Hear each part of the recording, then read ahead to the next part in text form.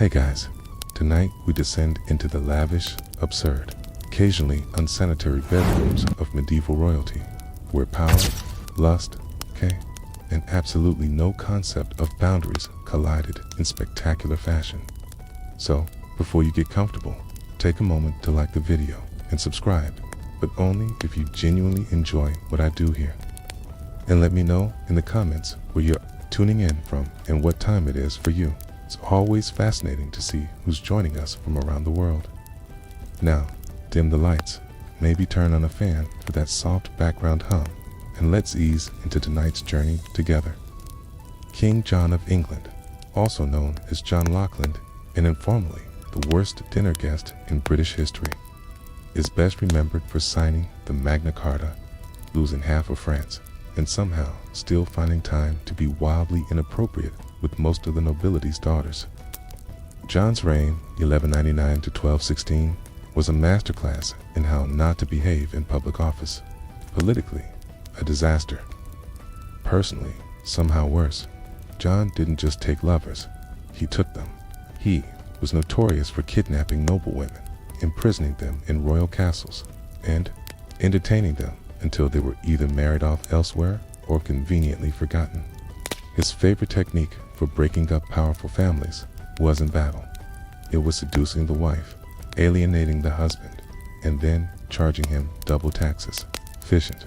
Chroniclers were so uncomfortable with John's behavior that even biased medieval scribes, people who routinely ignored witch trials and floggings, wrote things like he was not temperate with women, and he did not abstain from wives and daughters. That's medieval, for he made the Christmas party deeply awkward. At one point, John reportedly had 30 mistresses on official record. That's not romantic, that's a staffing issue. Several nobles complained directly to the crown that John was abusing their hospitality, which is a polite way of saying he slept with everyone, including the serving staff and possibly the family goat. His behavior was so bad it nearly started a rebellion, not because of taxation or war, but because half the barons were afraid to leave their wives unattended during royal visits. One baron refused to meet John unless his entire household was locked up first. That's diplomacy, 13th century style. And yet, in true royal fashion, John never saw a problem. He considered himself irresistible. There's no evidence for this outside of his own letters. But when you're king, delusion comes standard. In the end, King John left behind a kingdom in turmoil, a legacy of distrust, and possibly several children no one talked about at court. He was the kind of king who made people invent democracy just to keep him away from their families. Not the worst monarch in history, but definitely the one you'd never let babysit. Charles VI of France, also known as Charles the Mad, ruled from 1380 to 1422.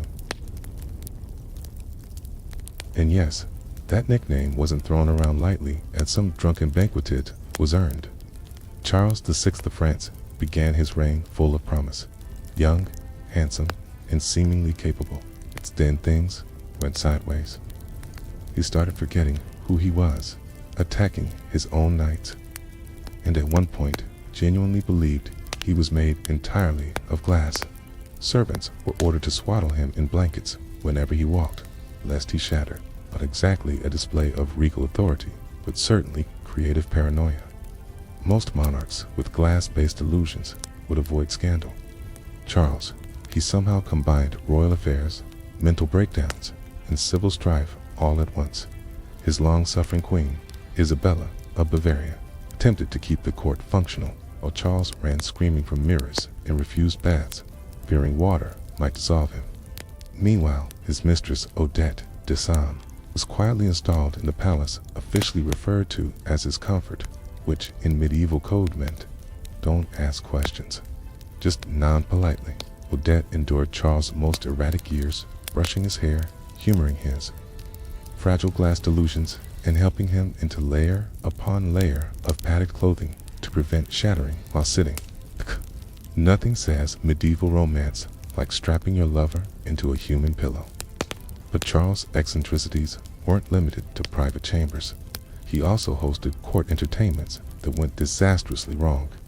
During the infamous Bald Dearden Festival, he and his companions dressed as wild men in flammable costumes and danced around with torches. Predictably, someone dropped a flame, and several court members were burned alive. Charles survived, but his dignity did not. Even amid chaos, he fathered 12 children. Some during fleeting moments of lucidity, at least lucidity enough to distinguish between glass and flesh. Charles VI ruled France into chaos, yet somehow combined mental illness, public scandal, and medieval pyrotechnics into a single tragicomic legacy. And remarkably, they still let him wear a crown. Next, we have Peter the Cruel of Castile, also known as Pedro, the just depending on whether you were his ally or hiding under a floorboard. He ruled from 1350 to 1369, and his idea of romance was a curious mix of charm, obsessive jealousy, and politically inconvenient murder. Peter's early love life wasn't exactly a fairy tale. He fell for a noblewoman named Di Padilla, whom he may or may not have secretly married. The secrecy was crucial, mainly because he was simultaneously betrothed to other women for political alliances, which made for awkward family dinners. One such wife was Blanche of Bourbon, a French noblewoman he married, only to imprison in a castle 3 days later. She spent the remainder of her life locked away, apparently because Peter preferred Ashera, maybe because Blanche had an accent he didn't like. Either way, it was the medieval version of extreme ghosting. Meanwhile, remained his lifelong obsession. Even after subsequent marriages, she was the true favorite.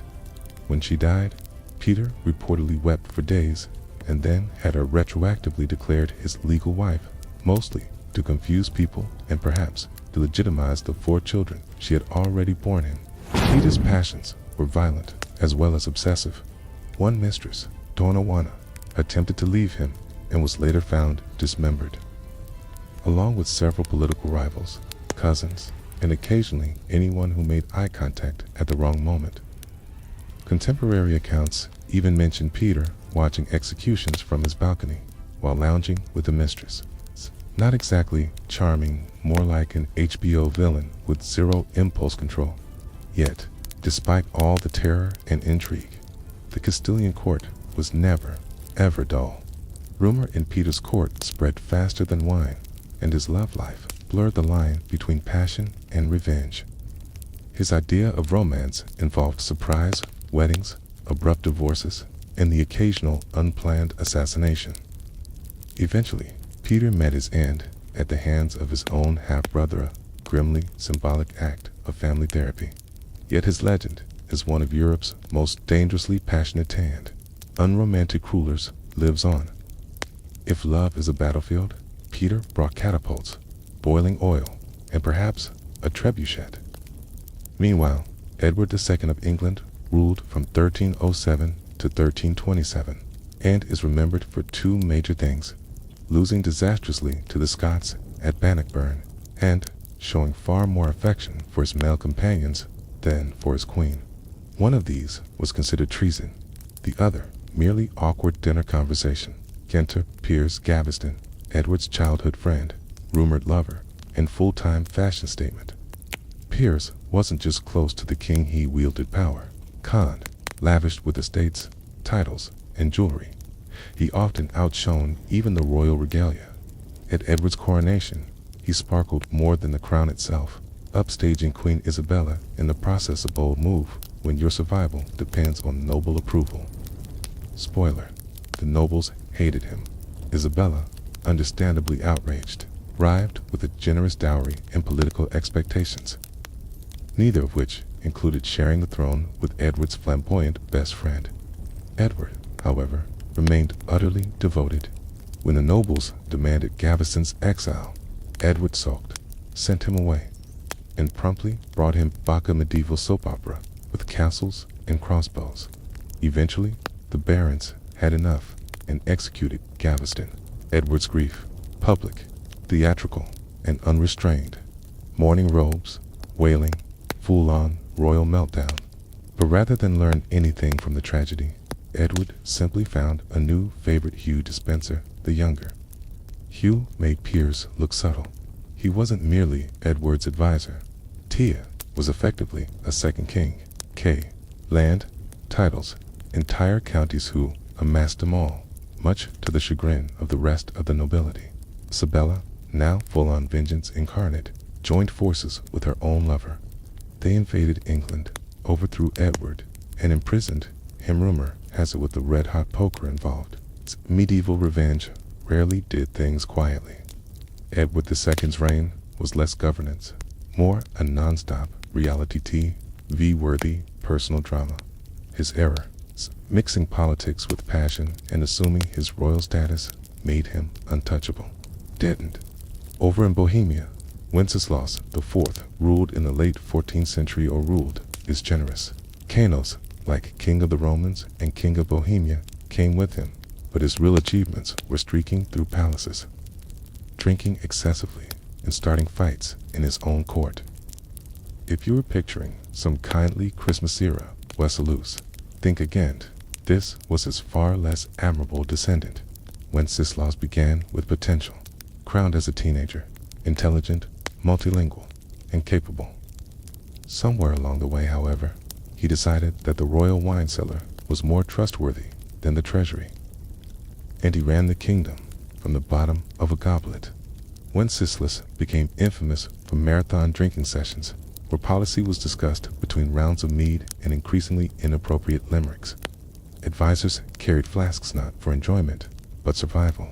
Court debates often ended with overturned tables or duels fought with breadsticks. Wenceslas also developed a charming habit of streaking through the castle, sometimes mid-meeting.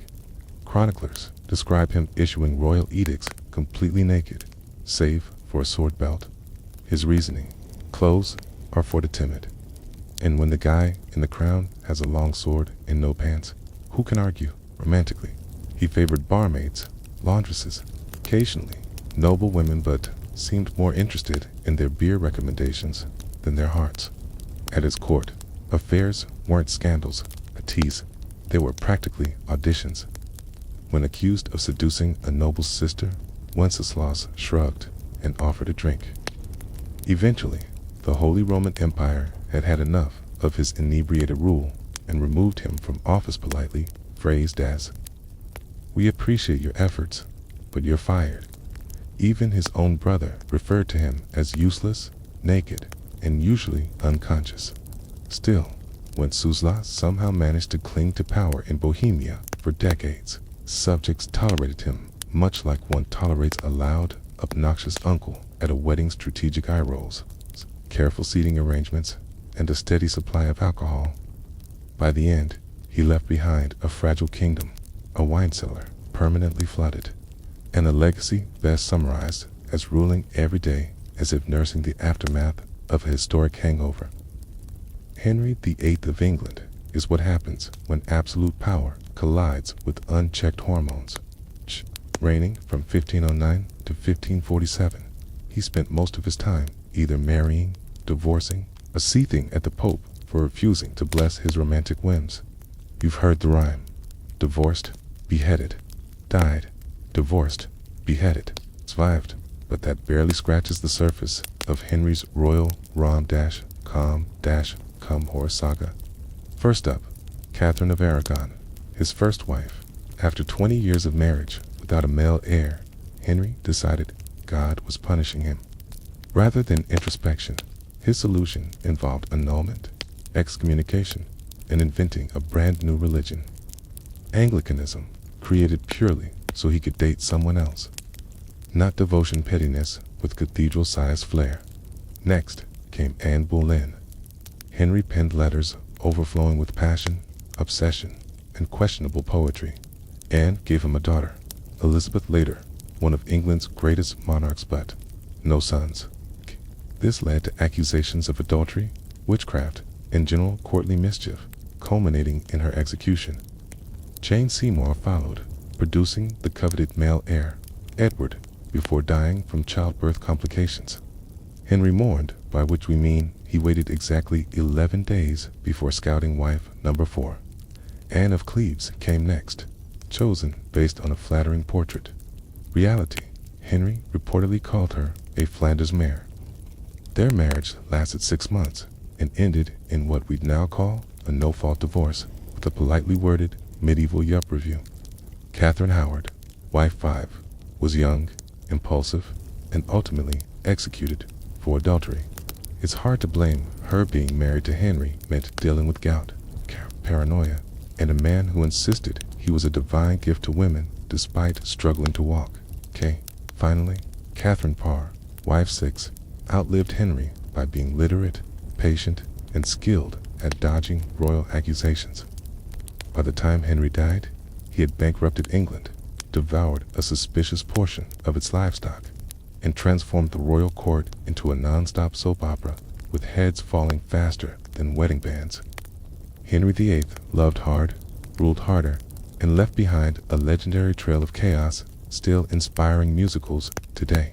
Meanwhile, Francis I of France, 1515 to 1547, was the walking, talking embodiment of the Renaissance. Cultured, charismatic, sophisticated, and absolutely incapable of keeping his trousers buttoned. He was a patron of the arts, inviting Leonardo da Vinci to France, commissioning magnificent palaces and turning the country into a cultural powerhouse. But while painters painted and poets wrote, Francis was busy seducing everyone with a pulse and a title. His court was renowned not always for diplomacy, but for resembling a state-funded dating app. Gentlewomen of the bedchamber were technically attendants, but functioned more as a romantic shortlist. Entire political alliances were occasionally derailed because Francis bedded an ambassador's wife, and he wasn't subtle. Once, addressing foreign dignitaries, he openly claimed that French kings were expected to excel in the bedroom, noble sounding, till you realize this was coming from a man who treated treaties and mistresses with exactly the same temporary dedication. His most famous affair was with Francoise de Foix, witty, educated, and likely the only woman capable of publicly roasting the king and surviving. Eventually, she was replaced by Anne de Pisula, whose name sounded like a medieval inside joke, and whose political clout matched her uncanny talent for outlasting rivals. Even his enemies noticed. The Holy Roman Emperor Charles V once remarked that Francis was more dangerous in the boudoir than on the battlefield, an intended insult. It's probably taken as a compliment by the French king. Amidst the affairs, banquets, and relentless flirtation masquerading as diplomacy, Francis somehow managed to keep France at the forefront of European power, culture, and scandal.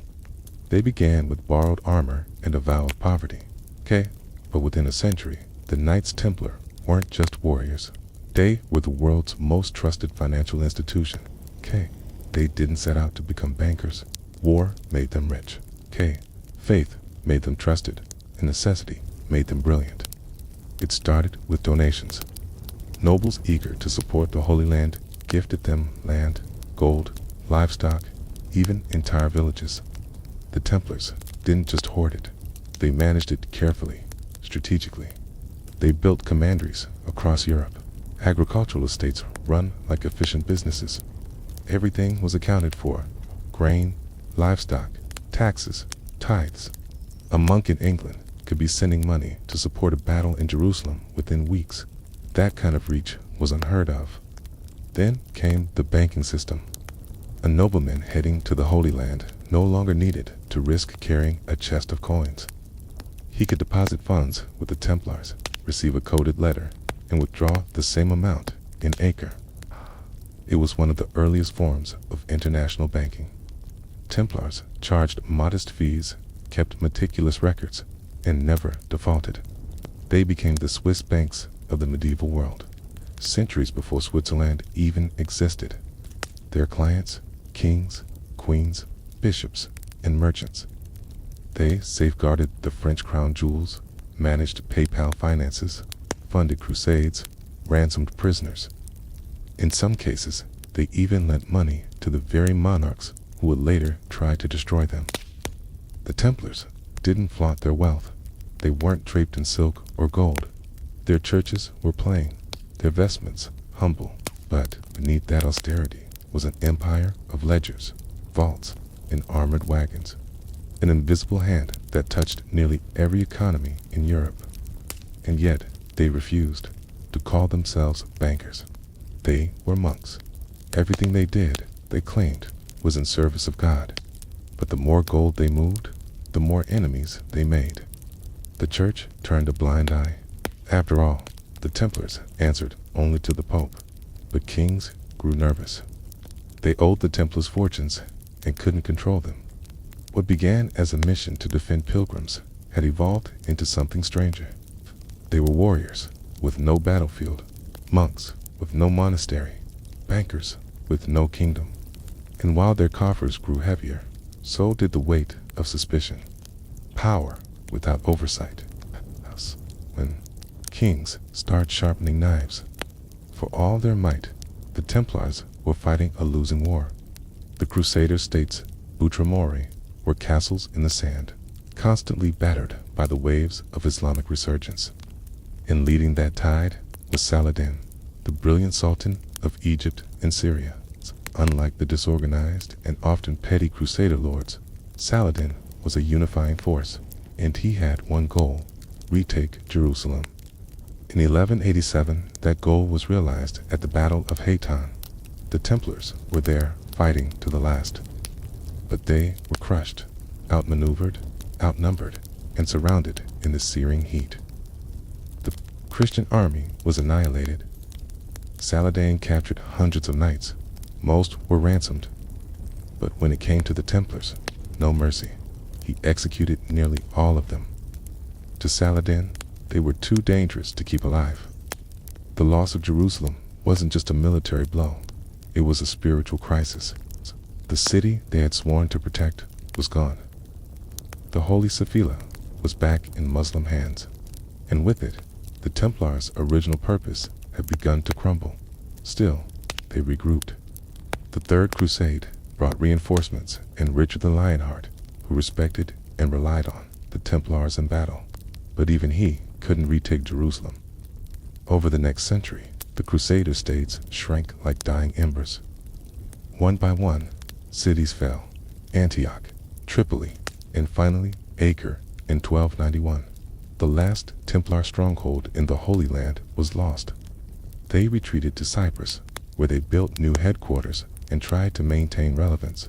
But something had shifted. They were still warriors, but with no Holy Land left to defend. What were they fighting for? Their castles stood empty. Their legends grew dusty. Their discipline, once their hallmark, began to fade. At the same time, rival orders like the Hospitallers gained ground. Accusations of pride, corruption, and arrogance followed the Templars across Europe. Some whispered they had grown too rich, too secretive. Others said they were hoarding relics, dangerous ones. The East had shaped them, forged them, broken them, and now, without it, the Templars were adrift. They still had their wealth, their network, their aura of power, but they had lost the thing that made them essential. A sword with no war, a brotherhood with no crusade. And in that vacuum, powerful enemies were watching. By the dawn of the 14th century, the Knights Templar was still rich, still feared, and still powerful. But for the first time in their history, they were also irrelevant. The Holy Land was lost. No more crusades were on the horizon. They had become a military order with no war, a religious order with no clear mission, and a financial powerhouse that answered to no king, and that made them a target. No one eyed them with more suspicion or greed than King Philip IV of France, known as Philip the Fair.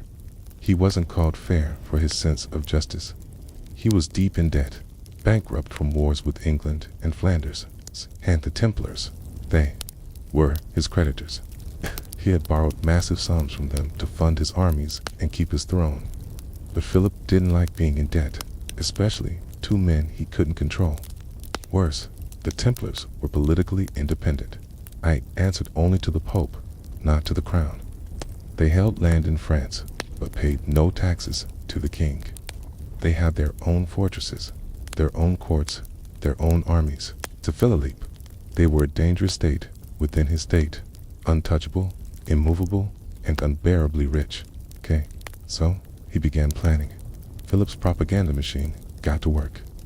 Rumors spread that the Templars worshipped idols, spat on the cross, performed obscene initiation rites. No evidence, just whispers. But in an age of superstition, whispers were enough. He leaned on his puppet Pope, Clement V, pressuring the papacy to investigate. Clement hesitated, but Philip wasn't waiting. In secret, Philip orchestrated one of the most coordinated mass arrests in medieval history. He set a date, gathered his soldiers, prepared his torturers, and on one cold Friday morning in October 1307, Friday the 13th, he struck. All across France, Templar knights were seized, interrogated, imprisoned, tortured. Confessions were forced. Some broke within hours. Others resisted until their bodies dead.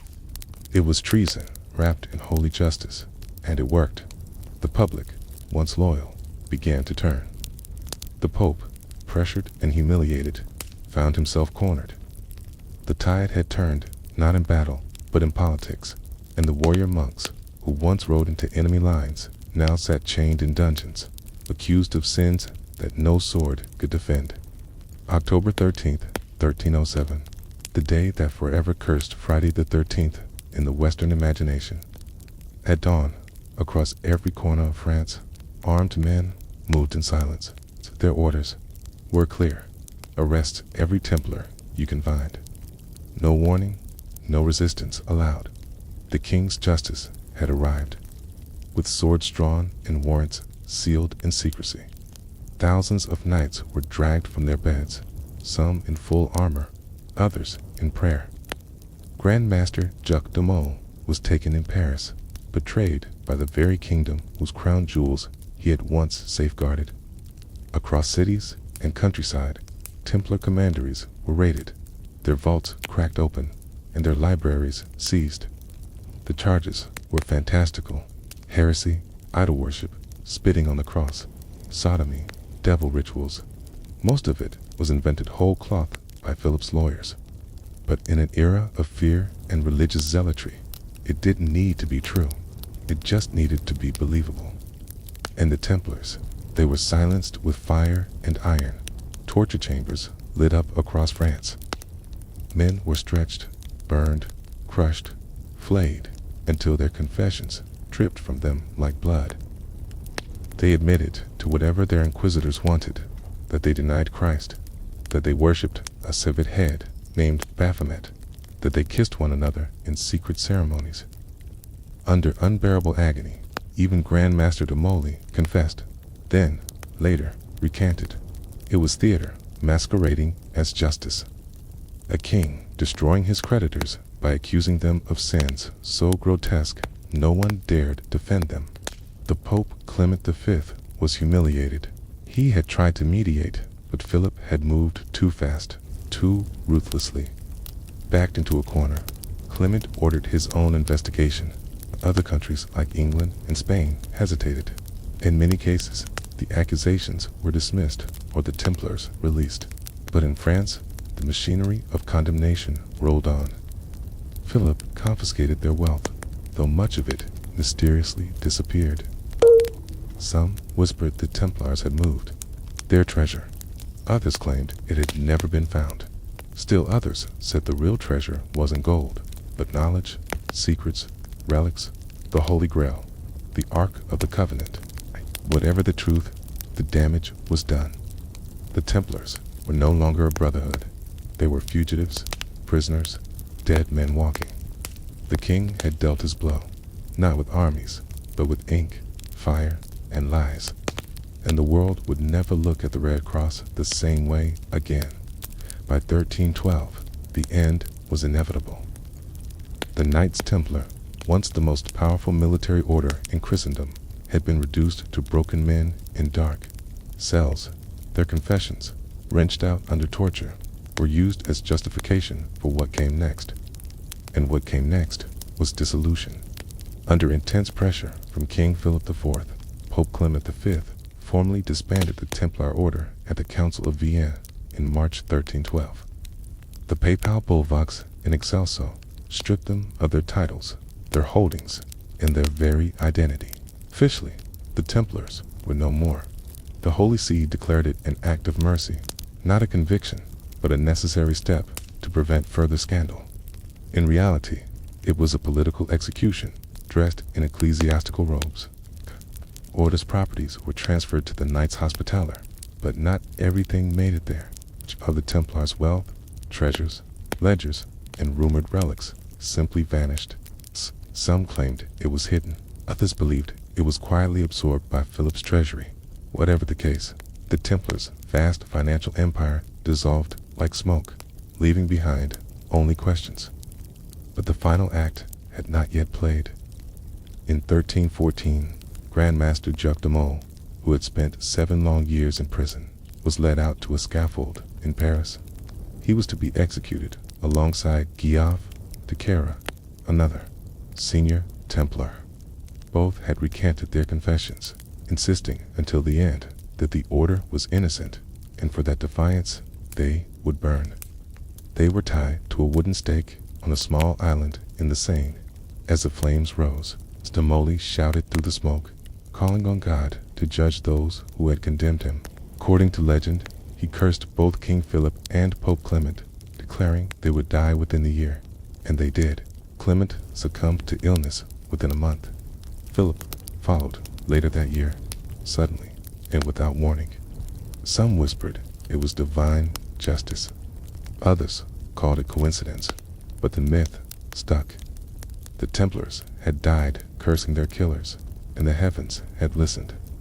With that, the last true voice of the Knights Templar was silenced in fire. Their story ended, not in battle, but in betrayal, torture, and flame. Yet, even as they were erased from the map, their legend was just beginning to take root. The fires of the Templar executions died out, but the embers of their legend burned hotter than ever. With the order disbanded, their castles seized, and their leaders executed, it seemed their story was over. But something strange happened. Instead of fading from memory, the Knights Templar transformed from disgraced monks into eternal symbols of mystery and power. The secrecy that had once protected them now fed rumors. What happened to their treasure? Where were their scrolls, their relics, their holy knowledge? Some believed the Templars had spirited away the Holy Grail before their arrest. Others whispered they had hidden the Ark of the Covenant or guarded descendants of Jesus himself. There was no proof, just shadows. But in the medieval world, shadows were enough. Then came the idea that the Templars had survived underground. Though, officially disbanded, many former Templars quietly blended into society. Some joined other monastic orders.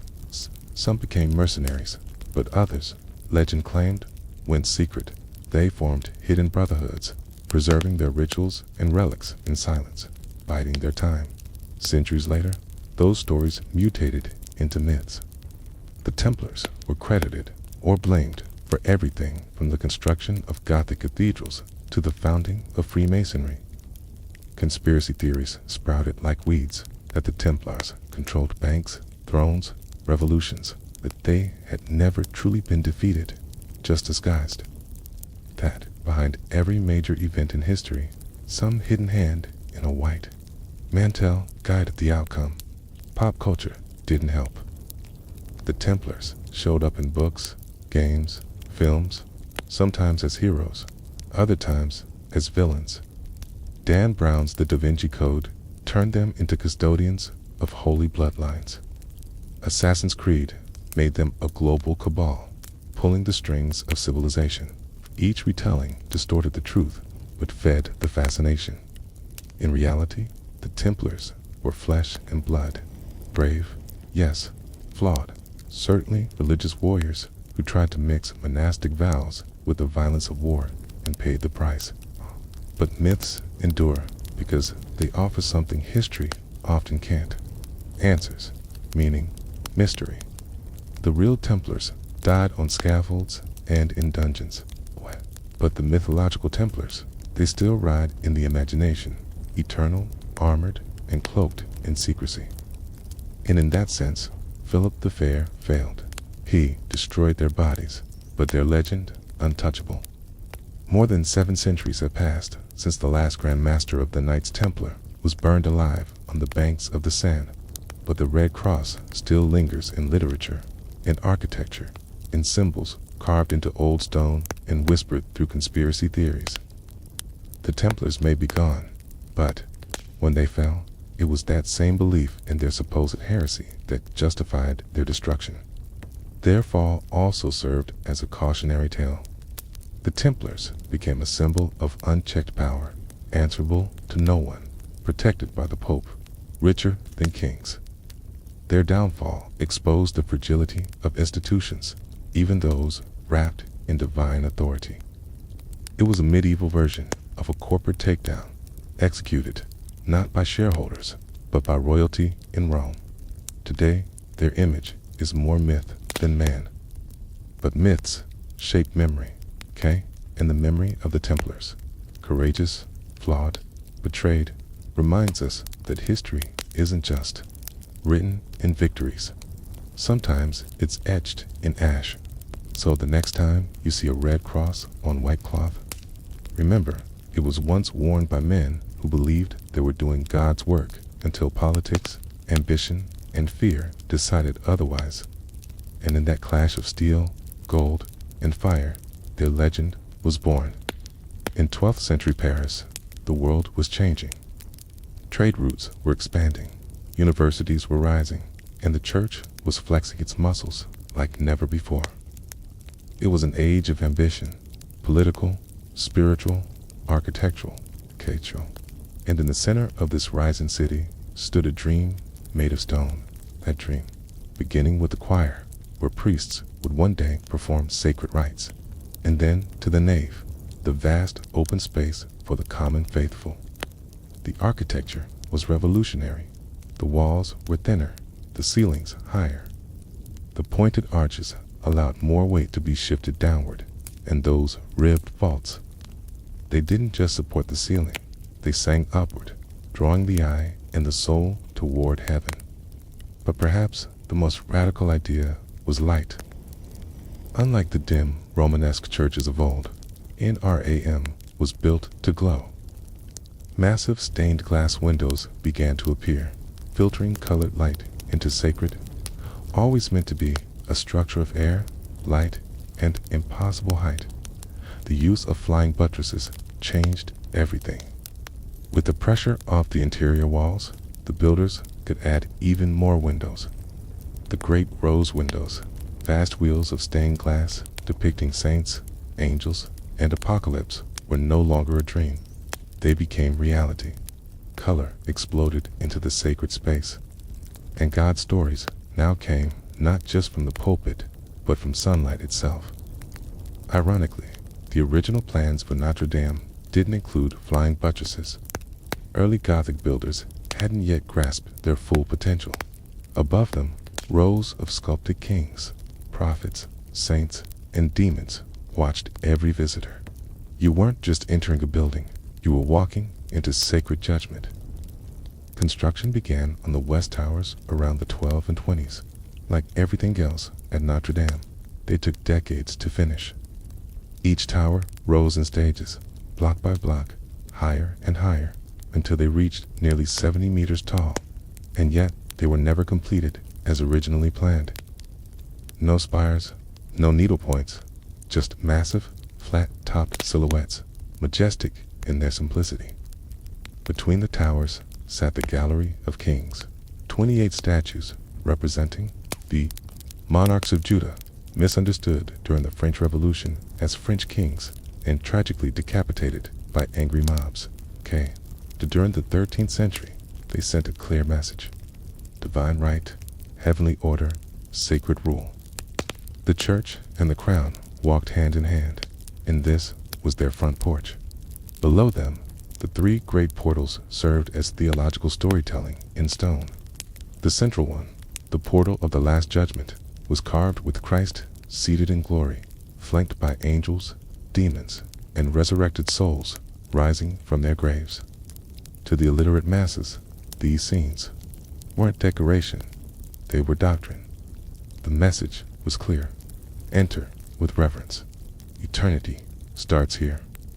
Above the doors, a rose window bloomed into being, nearly 10 meters across, framed by intricate tracery and flanked by statues of the Virgin Mary and Child. Light passed through colored glass like a divine spotlight, projecting saints across the nave. By the mid-1200s, the towers were nearly done. The facade stood complete, solemn, symmetrical, overwhelming. It was a fortress of faith, a billboard for God's authority, and a warning to the sinner. And yet, the builders weren't done.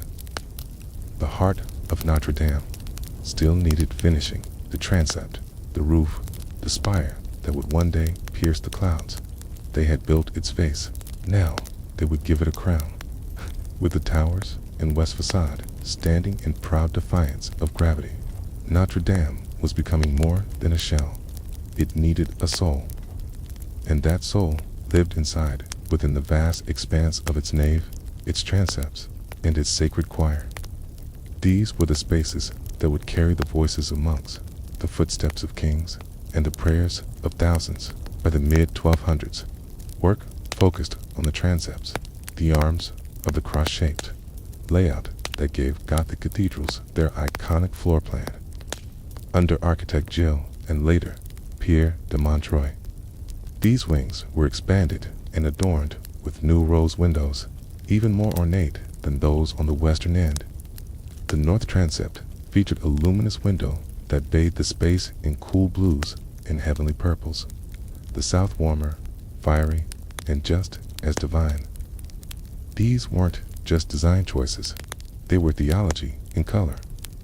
The northern window represented the Old Testament, the southern the New. The two wings told the full story of salvation, one illuminated in light, the other in fire. Inside, cathedral, columns soared like tree trunks in a forest of stone. Vaulted ceilings stretched nearly 35 meters high, their ribbed arches meeting like palms in prayer.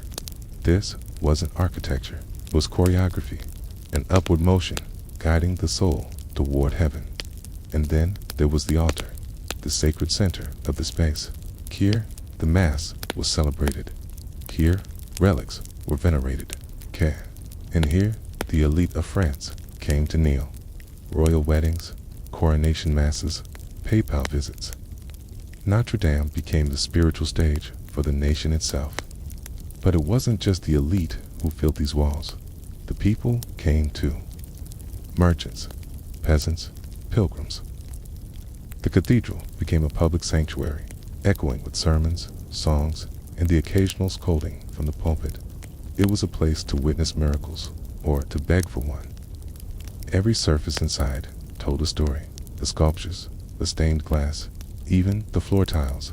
NRAAM didn't just house the divine, it performed it. Faith was everywhere, carved in stone, floating in incense, radiating from glass. By the late 13th century, the interior was nearly complete. The heart of the cathedral beat strong, but it still lacked one thing: a crown to pierce the heavens. And that's when they began building the spire. By the end of the 13th century, Notre Dame already stood as one of the great wonders of Christendom. Its towers climbed toward the sky. Its vast nave carried chants that seemed to echo eternity. Its tone and its rose windows poured waves of colored light that transformed stone into something almost alive. For pilgrims and Parisians alike, the building was nothing short of a miracle. And yet, for all its grandeur, many still felt something was missing. The cathedral had a body, its long nave stretching proudly along the Aisle de la. It had a heart, the crossing where choir and transept met beneath vaulted ribs. It had wings, chapels, and aisles that spread outward like open arms, but it lacked a crown, a final vertical flourish that would draw the eye beyond the roof line and into the heavens. The twin towers, though majestic, were heavy and earthbound. What the cathedral needed was a gesture of aspiration, a needle that would pierce the sky. Thus began the idea for the spire. Unlike the weighty towers at the western facade, spire was envisioned as something elegant, delicate even, but full of symbolic power, rising directly from the crossing of the transept, the literal center of the cruciform design. It would act as both an architectural exclamation point and a spiritual statement. Constructed of oak beams and covered with lead, it represented a marriage of strength and fragility, faith and engineering. Its construction was no easy feat. Master carpenters shaped and raised enormous timbers with painstaking care. Oak had to be felled, seasoned, and transported, then hoisted skyward with nothing more than human muscle, winches, ropes, and scaffolding. Each piece had to be balanced with exact precision. The spire needed to soar without toppling. It had to be both light enough to avoid crushing the vaults beneath, sturdy enough to withstand the relentless winds sweeping over Paris from the Seine. When it was finally completed, the spire transformed the cathedral. Where once the building seemed to halt at its roofline, now it leaped into the sky. It was not just stone and timber, it was a prayer turned into architecture, a sort of faith lifted heavenward. For those who gazed upon it from the streets below, the spire was more than decoration. It was a visible link between earth and the divine. And the spire was not alone in shaping the cathedral's identity. Around the same time, strange stone figures began to crawl outward from the building's heights. Gargoyles. These grotesque creatures, some with gaping mouths, others twisted in monstrous contortions, startled the imagination of all who saw them. They were not, however, created merely for spectacle. Many served practical purposes, channeling rainwater away from fragile walls and foundations. Yet even those that functioned as waterspouts carried layers of symbolism. They were guardians part nightmare, part warning, meant to remind worshippers of sin's consequences and to frighten away evil spirits that might dare approach God's house. Alongside them appeared chimera, fantastical hybrid beasts that were not practical at all, but entirely symbolic. They crouched on parapets and cornices, watching the city with cold stone eyes. Lions with wings, serpents with human faces, dogs with bat-like wings. These creatures embodied Gothic fascination with the mysterious, the unseen, the supernatural. They were not merely ornaments. They were sermons in stone, reminding those who looked up that the spiritual world was vast, frightening, and infinitely complex. Inside, the cathedral was brought to completion. Its chapels were finished, their walls adorned with altarpieces and paintings. Choir stalls were carved with meticulous detail, their wood shaped into biblical stories, saints in swelling foliage. Relics were enshrined in jeweled reliquaries, attracting pilgrims from across Europe. The building was no longer just an empty shell of stone and glass. It was alive with worship, ritual, and meaning. At last, by 1345, nearly 2 centuries after its first stone had been laid, the cathedral was officially considered complete. It had taken the hands of tens of thousands of workers, the imagination of architects and sculptors, and the devotion of an entire kingdom. Yet even then, the word complete did not truly apply. Notre Dame was not a static monument, but a living organism. It would be restored, altered, and renewed across centuries. Still, by the mid-14th century, the Gothic age had produced its masterpiece. From then onward, Notre Dame de Paris was more than a building. It was the cathedral, the crown jewel of French Christendom, the proudest emblem of Catholic power, royal authority, and national identity. For the next 4 centuries, it dominated Paris, not only as an architectural marvel, but as the very stage upon which the dramas of France unfolded. When kings married, they did so beneath its soaring vaults. When monarchs were crowned, the anointing oils were poured out within its walls. When great victories were won or wars declared, its bells rang across the Seine, their sound echoing from the city's stone bridges and narrow streets. The cathedral became a theater of power. Kings entered its doors as rulers of men and left as God's chosen sovereigns. But Notre Dame was not reserved for royalty alone. Its nave welcomed bishops, generals, and foreign dignitaries who came to kneel in devotion or negotiate alliances. And it welcomed the people of Paris, too. When plague swept the city, when famine gnawed at the bellies of its citizens, when enemies threatened at the gates, Parisians flocked to Notre Dame. Processions filled its aisles, candles flickered in trembling hands, and prayers rose toward the heavens. The cathedral was not simply a monument, it was a sanctuary of both fear and hope. Politically, it was inseparable from the monarchy itself. Its location at the heart of the Isle de la, the literal center of Paris, gave it immense symbolic power. Priests blessed royal banners at its steps before armies marched to war. Altars sanctified not only relics but crowns, binding the monarchy to divine authority. If France had a body, the king ruled its limbs, but Notre Dame held its soul. Culturally, it was a magnet for all. Pilgrims traveled great distances to see its relics, most famously the crown of thorns, believed to have rested on Christ's brow during the Passion. On feast days, the great organ thundered like a storm, its sound filling every arch and vault with music that seemed too vast for mortal hands. Choirs performed polyphonic compositions that pushed the limits of medieval music, layering voices in harmonies that felt both earthly and celestial. Yet time is never still. By the 17th and 18th centuries, tastes had changed. Kala, once celebrated as the pinnacle of beauty, came to be viewed as dark, heavy, and barbaric. The Baroque style, ornate, gilded, theatrical, was now the fashion of Europe. Compared to the dazzling palaces and airy churches of the Baroque, Notre Dame's pointed arches and shadowy interior seemed archaic, even gloomy. Some considered it an embarrassment, a relic of a primitive age, but even in decline, the cathedral endured. It remained a fixture in the life of Paris, a brooding giant of stone, watching centuries pass. Some renovations were even attempted to modernize its look, smoothing what had once been daring. Still, it stood, a cathedral caught between centuries, revered, yet increasingly overlooked. Its towers weathered storms and time, its bells still tolled, but something was shifting beneath its foundations. NRAM had been born from faith and crowned by kings. But soon it would face a force even stone couldn't ignore: revolution. When the French Revolution erupted in 1789, Notre Dame de Paris found itself on the wrong side of history. For centuries, it had stood as a monument to monarchy and religion, two of the very institutions the revolution sought to erase.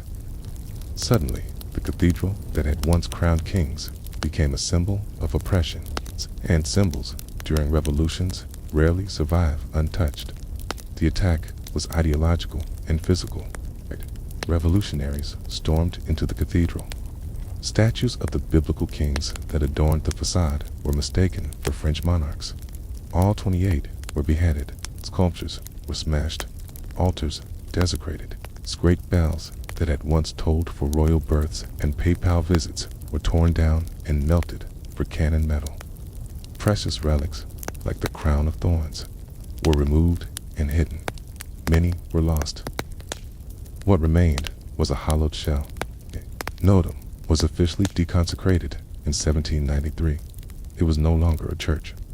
Instead, it became the so-called Temple of Reason, repurposed for revolutionary festivals celebrating secular enlightenment.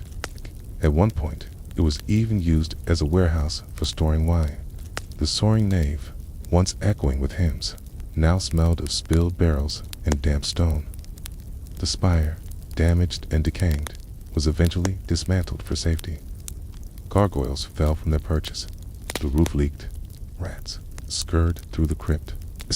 It seemed as though Paris no longer had a heart, just a forgotten ruin in its center. And yet, it survived. When Napoleon came to power, he recognized the symbolic power of NRAM. In 1804, he chose it as the site of his self-coronation as emperor. Cathedral was reconsecrated and cleaned up just enough to host the lavish ceremony. But this wasn't a religious act. Petita, Napoleon, crowned himself, famously snatching the crown from the Pope's hands. Notre once again served the powerful, but without the sanctity it had once embodied. Still, decades of neglect left their scars. By the 1830s, Notre Dame was crumbling, physically and spiritually. It was slated for demolition more than once. Some Parisians thought it would be better to replace it with something modern, something less medieval, less haunting. And then a writer stepped in. A writer who would see past the cracked stones and shattered statues to something eternal, something worth saving.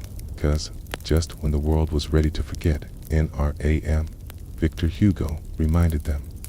In 1831, a book hit the shelves that would save a cathedral. Victor Hugo's NRAM Depart, later known in English as The Hunchback of Notre Dame, wasn't just a Gothic novel. It was a passionate plea for preservation. Through the eyes of Quasimodo, the deformed bell ringer, Hugo turned NRAM into more than just a backdrop. It was a living character, wounded, misunderstood, beautiful in its decay, and the public listened. The novel stirred hearts across France. Suddenly, Parisians realized what they were about to lose. Notre Dame wasn't just old, it was a masterpiece, a monument to centuries of devotion and craftsmanship. The outcry worked. By 1844, King Louis Philippe approved a full-scale restoration of the cathedral. Leading the charge were two architects, Eugène Violet Luc and Jean-Baptiste Lassus. Their goal wasn't just to repair the damage, but to restore the soul of the cathedral.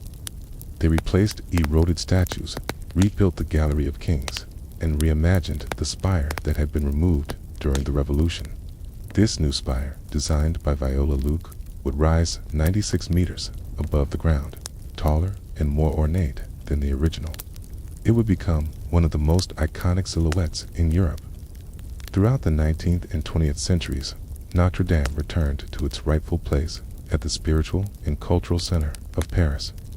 It hosted masses, witnessed liberation ceremonies, and welcomed millions of visitors.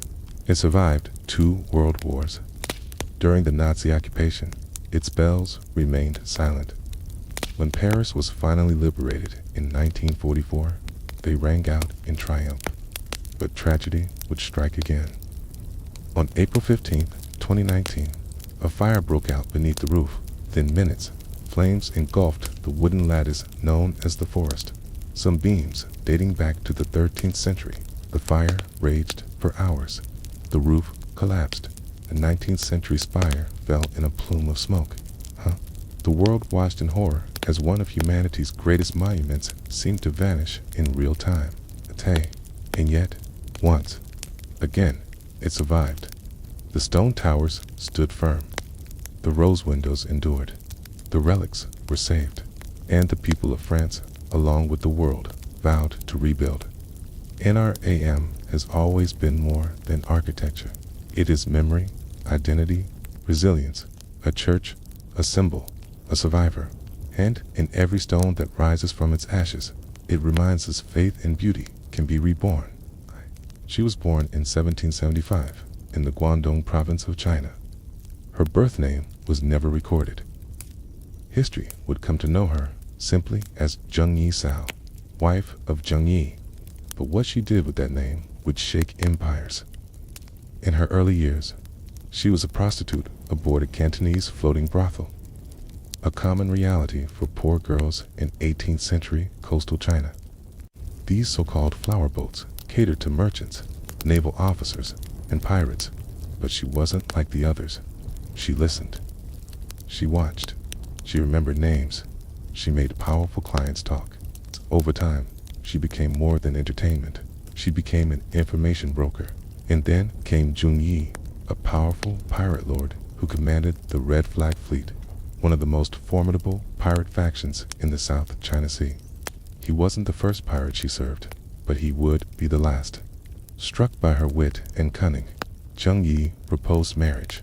She accepted, but not without terms.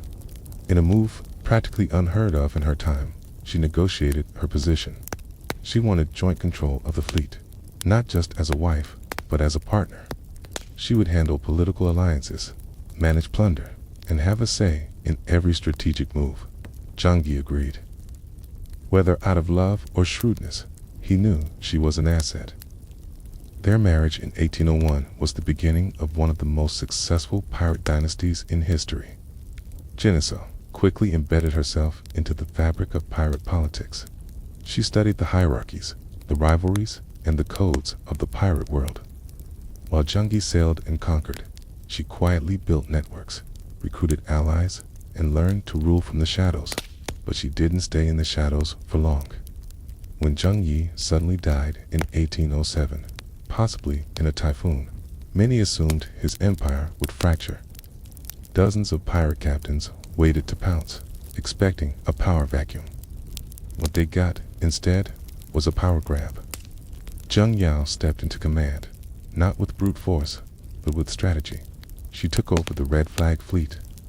She solidified alliances, and she married Zheng Yi's adopted son in Lieutenant Chung Po Sai, ensuring both personal loyalty and military strength from prostitute to pirate queen in less than a decade. She was just getting started.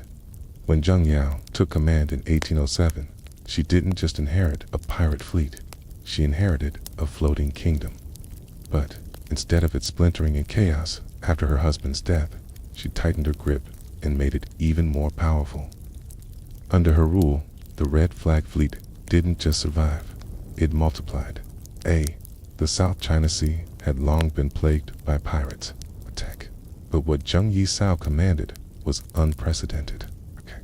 She oversaw an armada of over 300 ships, and within a year, that number swelled to more than 600. Some estimates claim she eventually led over 1,800 vessels with up to 70,000 men under her command, more than the navies of several European powers combined at the time. She did this with ruthless pragmatism and a keen understanding of pirate psychology.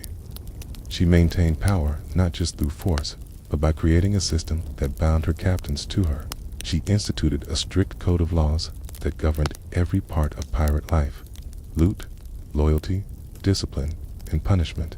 Disobedience was met with swift brutality. Anyone caught stealing from the common treasury lost their head. If a pirate assaulted a female captive without permission, he was executed. If a pirate deserted, his ears were cut off, and he was paraded before the fleet as a warning. But it wasn't just fear. Zheng Yi Sao offered protection, structure, and profit. Her code allowed pirates to keep a fair share of loot, 20%, while the rest went to a communal fund managed by her. This gave everyone a stake in the system and built loyalty through stability. Even defeated rivals and coastal villagers often chose to join her rather than resist. 2. She divided the massive fleet into 6 squadrons, each with its own color: red, black, white, blue, yellow, and green, but all ultimately reported to her. Her closest ally and second in command, Chung Po Sai, led the Red Squadron, her elite force.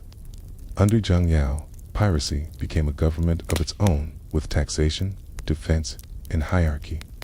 She ruled sea lanes from Vietnam to Hong Kong, controlling trade, raiding imperial outposts, and even collecting tribute from coastal towns. The Qing dynasty had a navy.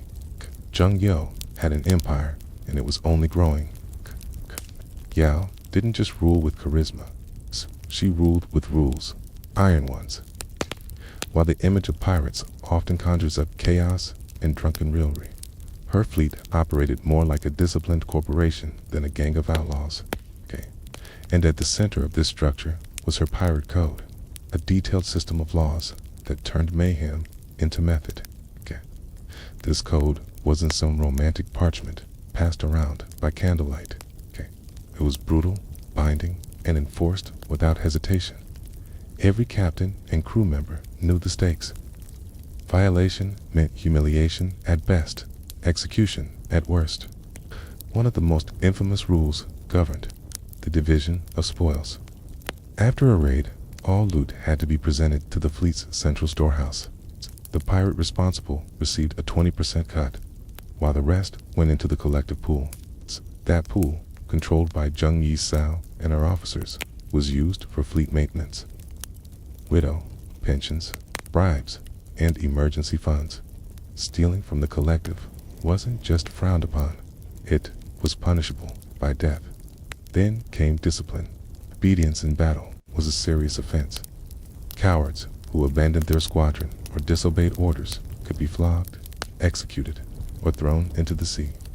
Desertion, immediate decapitation. The code even addressed relationships. If a pirate kidnapped a woman, he was required to treat her with respect. Sexual assault was grounds for execution by beheading. She wasn't interested in chaos, she was interested in control, and the code gave her that. It created a reliable system where pirates knew the rules, the consequences, and their share. It bound loyalty not just to Zhang Yisao as a leader, but to the system she embodied. Incredibly, she allowed prisoners and coastal civilians to join her forces. In exchange, they had to swear loyalty to her code. Many did. Some joined out of fear, others out of admiration. Some simply understood that under Zheng Yisao, piracy was safer, more profitable, and strangely more fair than life under the corrupting authorities. Her laws extended beyond the decks of ships. Coastal villages under her protection paid tribute in exchange for safety and autonomy.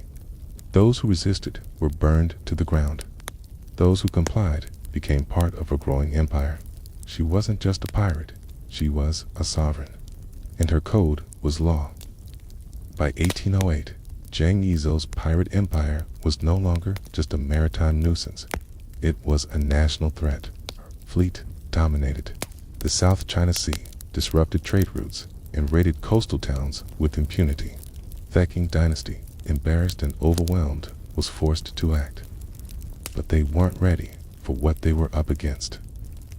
The Imperial Navy launched a campaign to crush the pirates, sending multiple warships to hunt down Zheng Yao's fleet.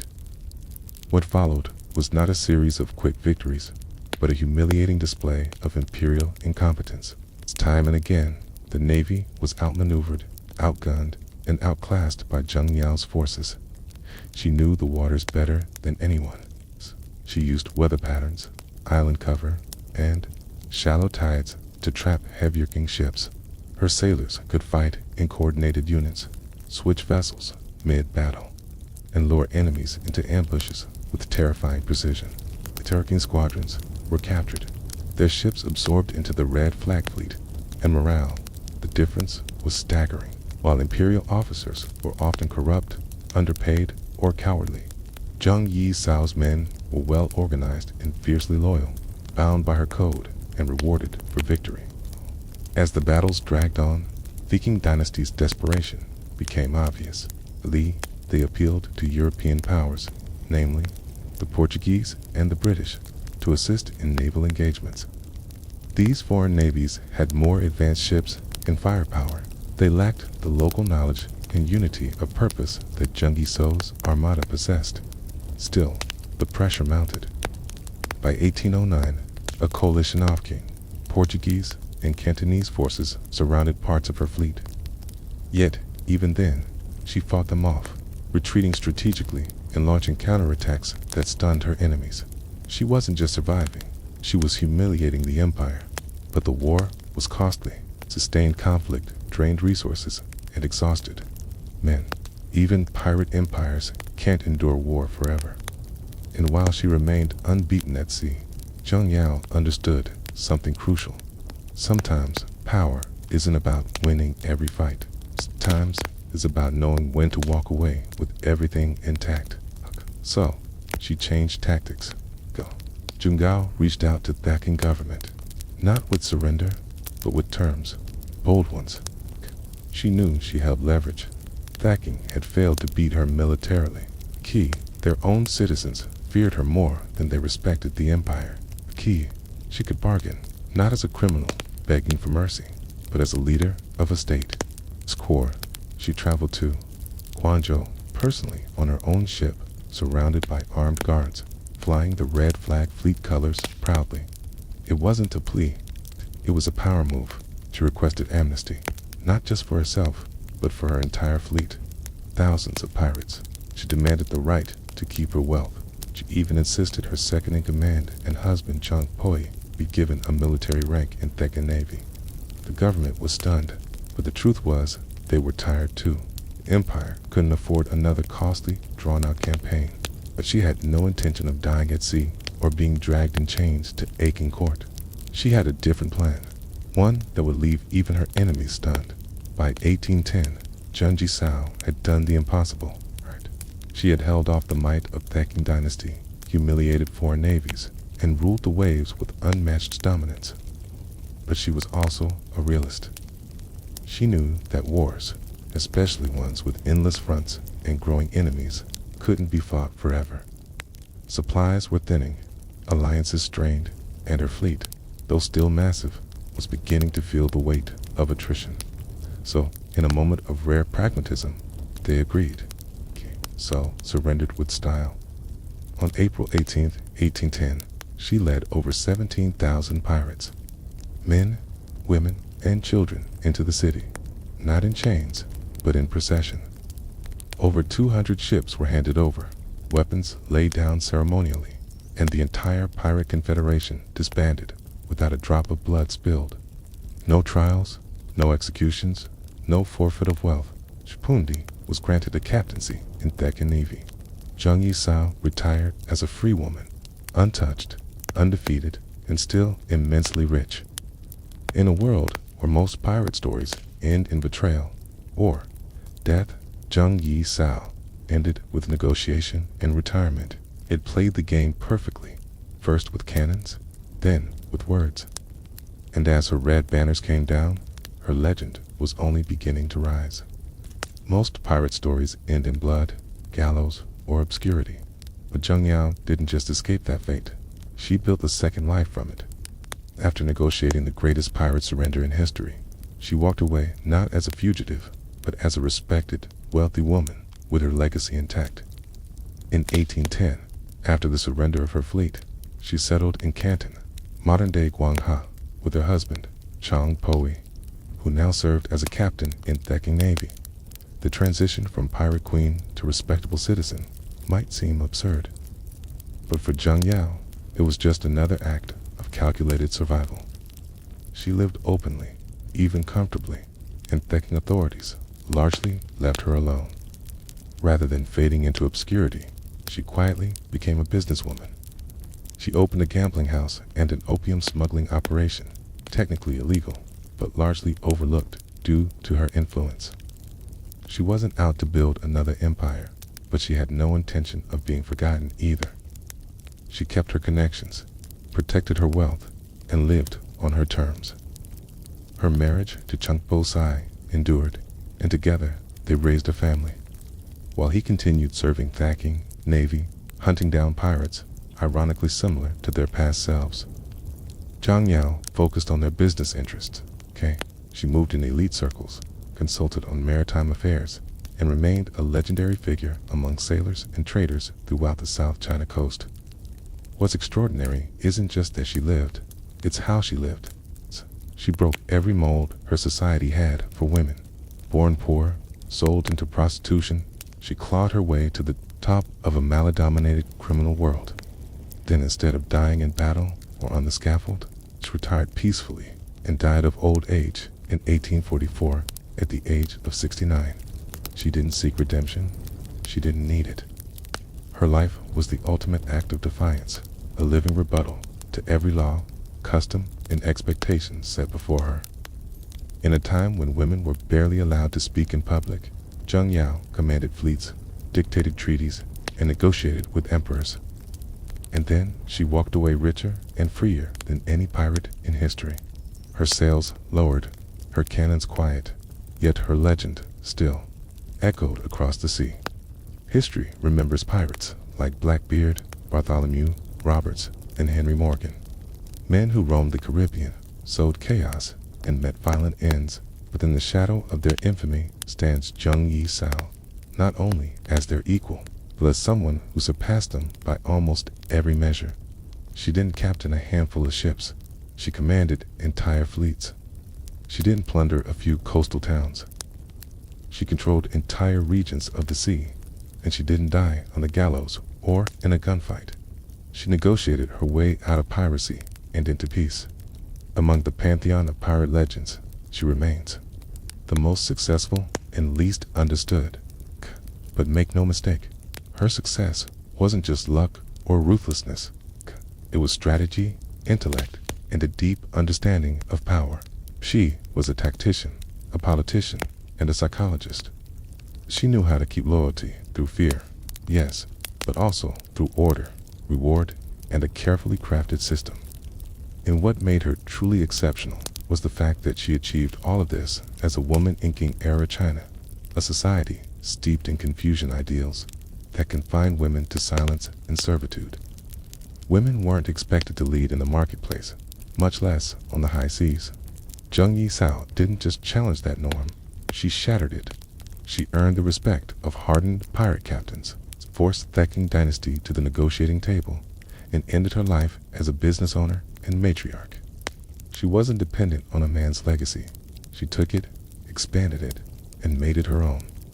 In popular memory, she remains something of a phantom, less famous than her male counterparts, less romanticized in Western literature, and often omitted from mainstream history. But within maritime circles and Chinese coastal lore, she is spoken of with awe. The Red Flag Fleet may have vanished, its sails lowered for good, but the memory of Zheng Yao lingers like a ghost ship, silent, untouchable, and larger than life. Not just a pirate, not just a woman, but a legend that made empires kneel. And in a world ruled by men, she didn't ask for a place at the table. She took the entire ocean. Despite commanding the largest pirate fleet the world has ever seen, Zheng Yao remains strangely absent from most mainstream history books.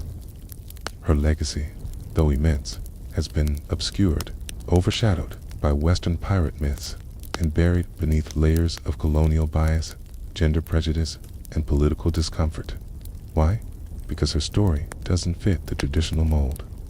She wasn't a tragic anti-hero like Blackbeard. She didn't die in battle. She wasn't European. Most threatening of all, she was a woman who outplayed an empire. That kind of power disrupts the neat, maladministrated narrative historians have long preferred. In Chinese official records, she's treated more like a problem solved than a figure worth studying.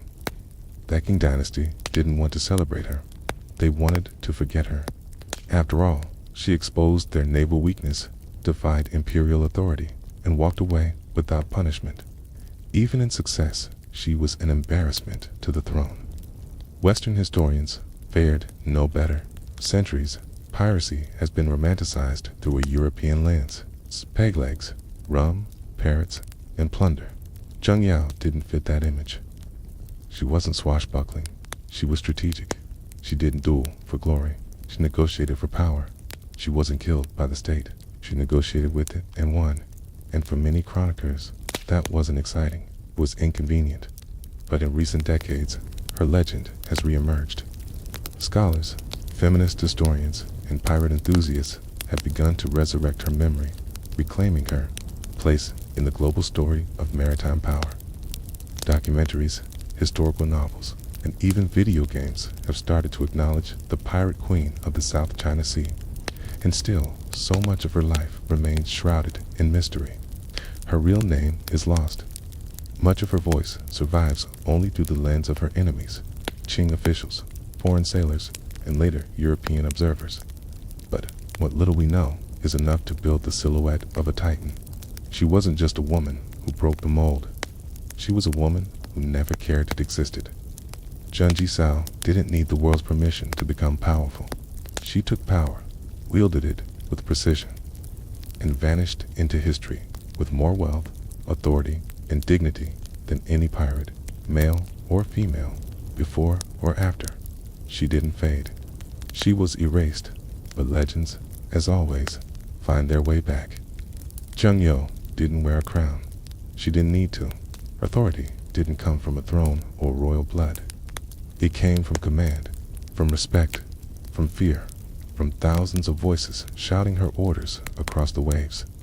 In every real sense of the word, she was a queen, a monarch of a kingdom without borders, flags, or fixed territory.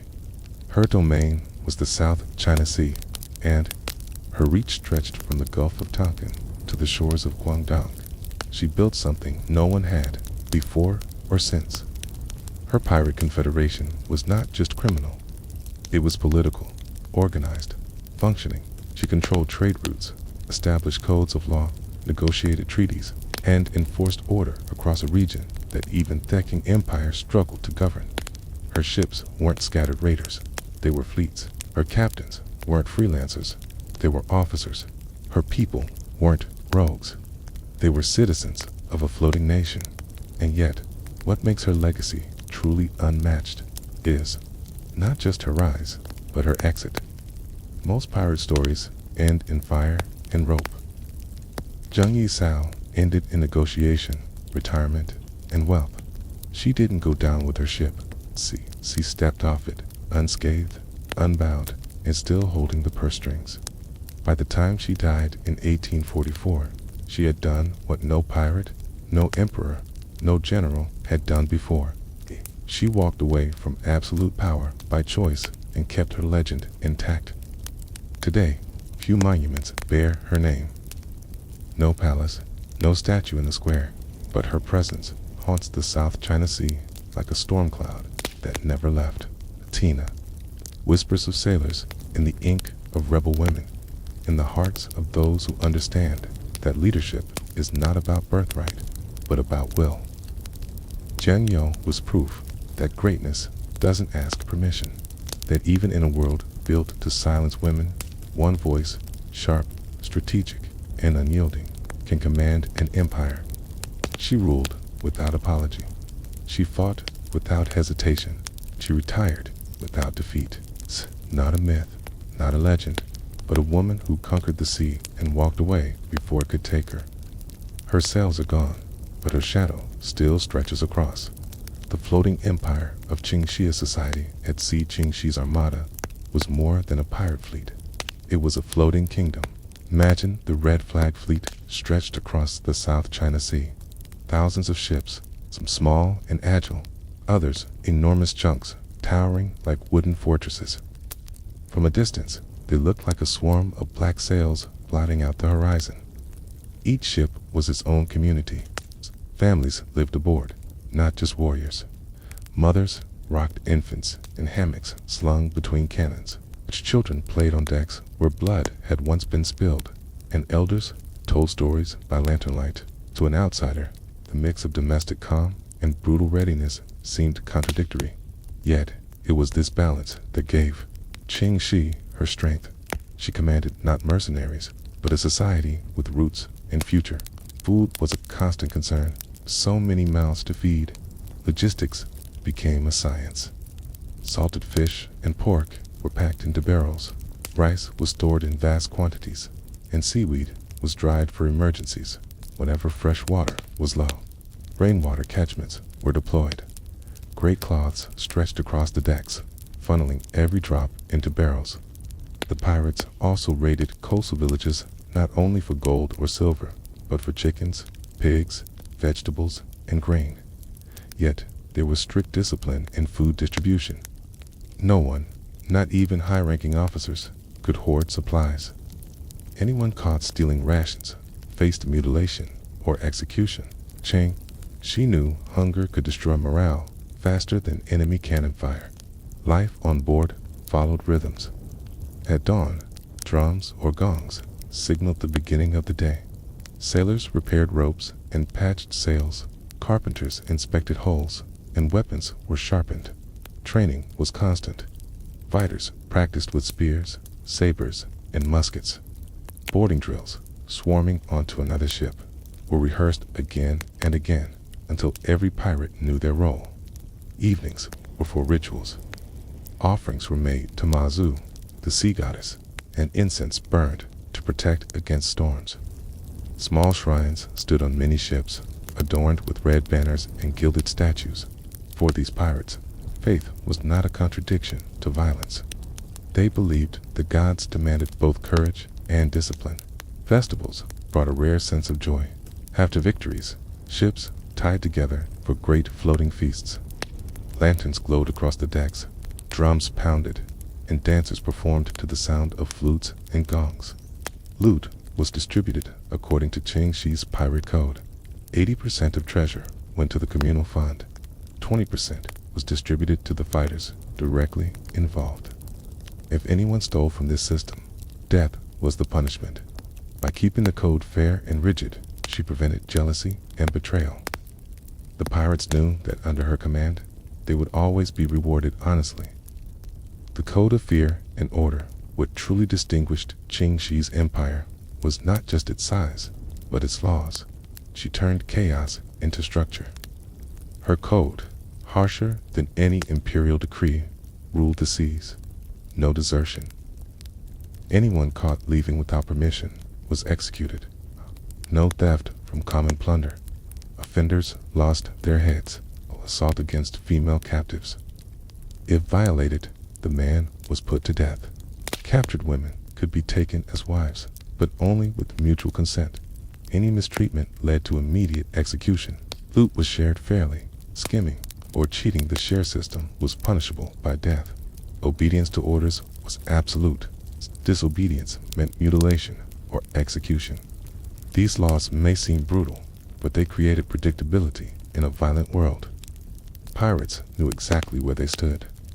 Foreign merchants even preferred to deal with her because, unlike corrupt Qing officials, she enforced contracts. In effect, Qing, she was not a bandit, but a maritime ruler. She ran her fleet like an empire, with taxation, marriage laws, courts, and punishments. Some historians call it a pirate confederation, others a floating republic, but to the Qing court, it was simply intolerable. A rival power they could not crush. Its clash of empires. Battles of the South China Sea. The Qing dynasty tried again and again to crush the Red Flag fleet, but their massive ships, heavily armored and slow, were no match for Qing Shi's swarm tactics. Imagine a Qing war junk, huge, majestic, its dragon-painted prow slicing through the water. It carried dozens of cannons, hundreds of soldiers. On paper, it was invincible. But then the pirates came. From the horizon, small junks appeared, then more, until the Qing ship was surrounded by dozens, sometimes hundreds of attackers.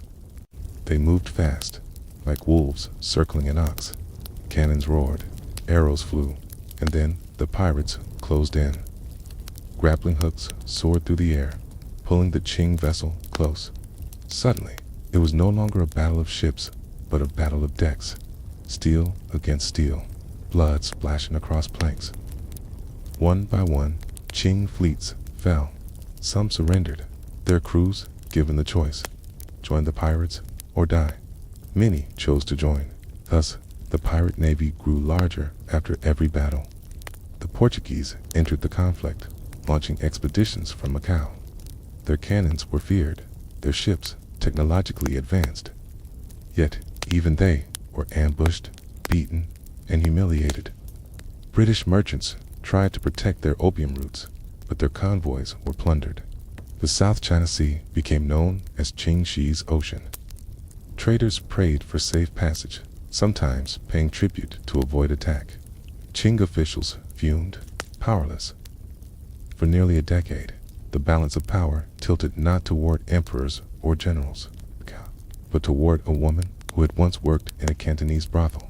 Qi, the pirate queen. As a politician, Qing Shi's genius was not only in war, but in diplomacy. She understood when to strike and when to bargain. When villages resisted, she ordered brutal retaliation, burning homes, seizing supplies, and making examples of defiant leaders.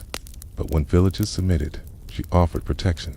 Her pirates became a kind of unofficial navy, keeping other raiders away.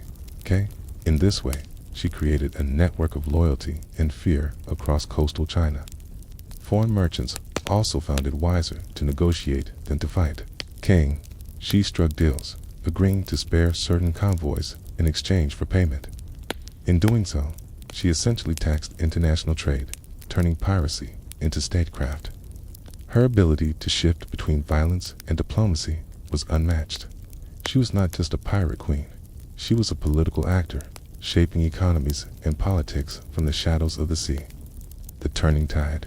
From war to negotiation, by 1810, the Red Flag Fleet was at its peak.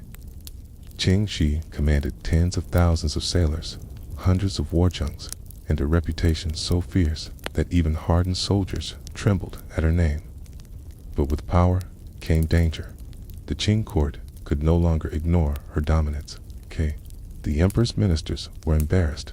Foreign diplomats complained of lawless seas, and trade routes that fed China's economy were collapsing. The empire was bleeding silver, and much of that silver was flowing into pirate coffers. Something had to give.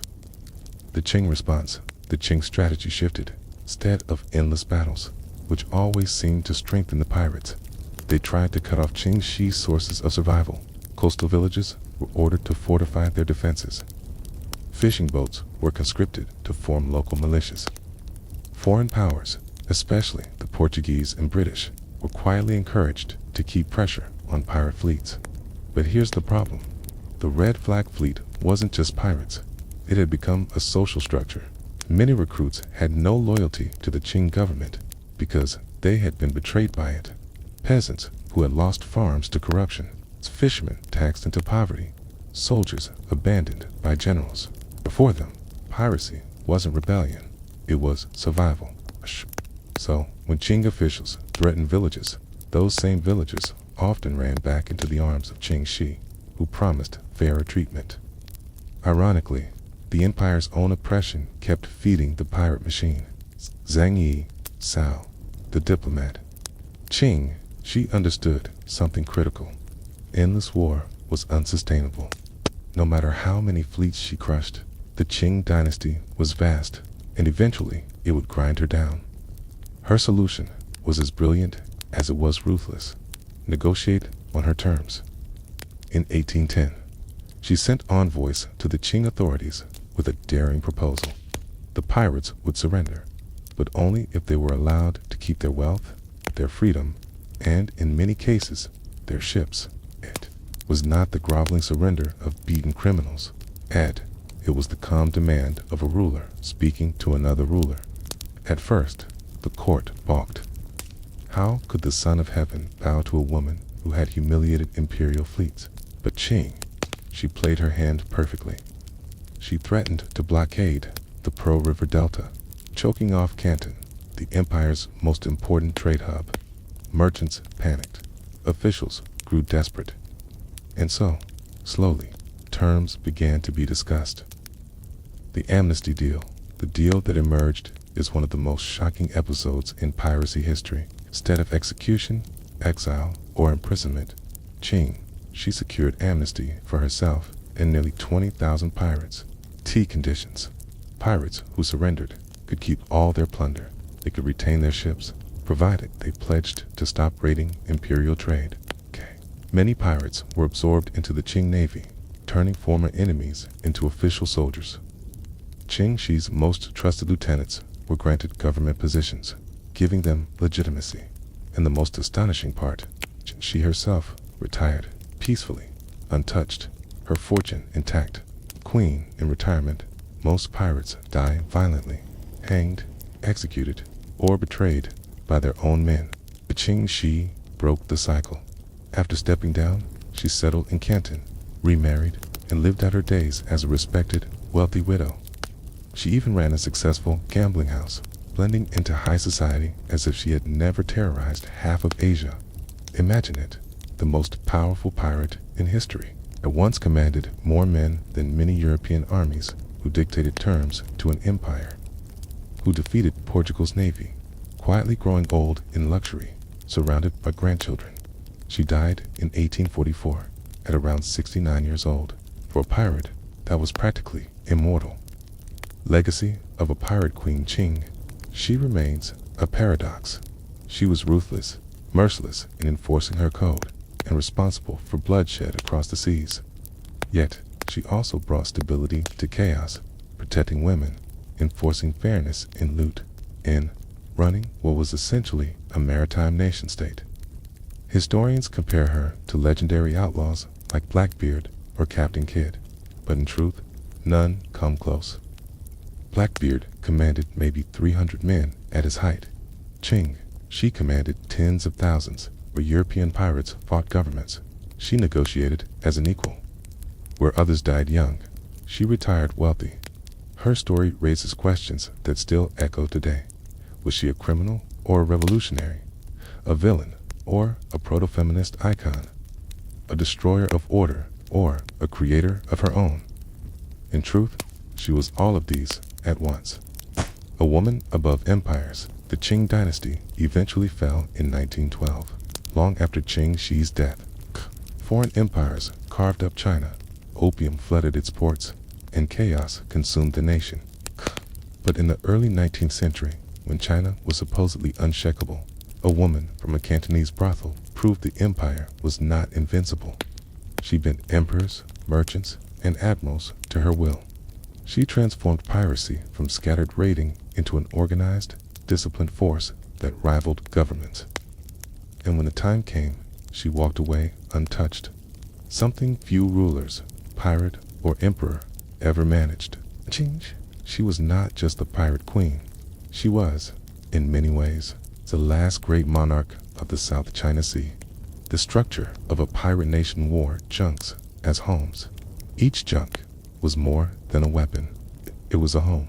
Crews cooked, slept, repaired sails, and raised children aboard. Entire families followed the fleet. Babies were born at sea, and children grew up knowing how to climb rigging before they could even walk steadily. It's the hierarchy. At the top sat Qing Shi and her lieutenants. Below them were captains of squadrons, trusted to enforce the code. Ordinary pirates formed the backbone, but they were not left powerless. The code guaranteed their share of loot and protection from abuse, more than most peasants could expect on land. Justice at sea. Trials were quick. If someone stole from the common treasury, it was death. If a man harmed a woman, it was death. Discipline was brutal but clear, which paradoxically created stability. Many sailors preferred this predictable order to the arbitrary cruelty of landlords and tax collectors ashore. Daily life was not just raiding and killing. There were rhythms. Morning, crews would mend nets, cook rice or salted fish, and check weaponry. Midday, if not on a raid, pirates fished, bartered with coastal traders, or trained in combat. Evening, fires burned on deck, with music, gambling, and storytelling. Dice games and gambling were immensely popular. Fortunes could change in a single night. Food was simple, but sufficient. Rice, dried vegetables, and the spoils of raids. Meat was rare unless stolen. Yet, compared to starving peasants inland, pirates often ate better. Religion and superstition. The sea is unpredictable, and so were its gods. Pirates often prayed to Mizu, the goddess of the sea, who they believed guided them through storms and battles. Its offerings of incense, paper, money, and food were made before major raids. Superstitions ran deep. A woman's cry before a battle was seen as a bad omen, unless it came from Qing Shi herself. Cutting hair on a voyage was believed to anger the sea spirits. Dead pirates were sometimes buried at sea, but if possible, crews returned bodies to shore, fearful that restless spirits would haunt the fleet. Comparisons with other pirate legends, Qing Shi's legend becomes even clearer when set beside others. Blackbeard, Edward Teach Scale. Blackbeard commanded around 300 men and 4 ships at his height. Qing Shi commanded up to 70,000 men and 1,800 ships. Tactics. Blackbeard relied on intimidation, lighting fuses in his beard to appear demonic. Qing Shi relied on military-style discipline and organization. Fate. Blackbeard died violently in 1718, his body riddled with bullets and sword cuts. Qing Shi retired rich and lived to old age. Barbarossa brothers Ottoman Corsair Scale. The Barbarossas commanded fleets in the Mediterranean and served as admirals under the Ottoman Empire. Comparison: like Qing Shi, they blurred the line between piracy and statehood, but their legitimacy came from the Ottomans, while Qing Shi carved out power with no empire backing her. Grace O'Malley, the Pirate Queen of Ireland. Parallels: Grace O'Malley, active in the 16th century, also commanded fleets and negotiated directly with monarchs, including Queen Elizabeth I. Differences: O'Malley fought to preserve clan autonomy in Ireland, while Qing Shi built a maritime empire from scratch. In sheer scale, none matched Qing Shi. She was the only pirate who truly built something resembling a sovereign state at sea. Impact on trade and geopolitics: piracy wasn't just a nuisance, it was an economic earthquake. Trade disrupted. The Pearl River Delta was one of the busiest trade zones in the world. Silk, tea, and porcelain left Chinese ports for Europe, while silver and opium flowed back in. Every raid disrupted this delicate balance. Merchants raised prices to cover losses. Insurance costs soared. Foreign traders, Portuguese, British, Dutch, pressured Qing officials, demanding safer seas. When they failed, it fed the image of the Qing dynasty as weak and unable to control its own coasts. Global reverberations: European powers were shocked. The idea that a Chinese woman commanded more ships than most navies rattled colonial ambitions. For the British East India Company, which depended on smooth trade, piracy was more than an inconvenience. It was a potential threat to empire building. Some historians argue that the pressure from Qing Shi's fleets even accelerated negotiations between seized Western powers and Qing officials, as both sides scrambled to stabilize maritime trade. Qing Shi in popular culture today. Qing Shi is remembered not just in history books, but also in stories and films. Movies: a version of her appears in Pirates of the Caribbean, at World's End, though heavily fictionalized. Novels and manga: she features in Chinese novels, Western historical fiction, and even Japanese manga as a symbol of cunning and power. Feminist icon: modern interpretations celebrate her as a rare example of a woman who not only survived, but dominated in a male-dominated, brutal world.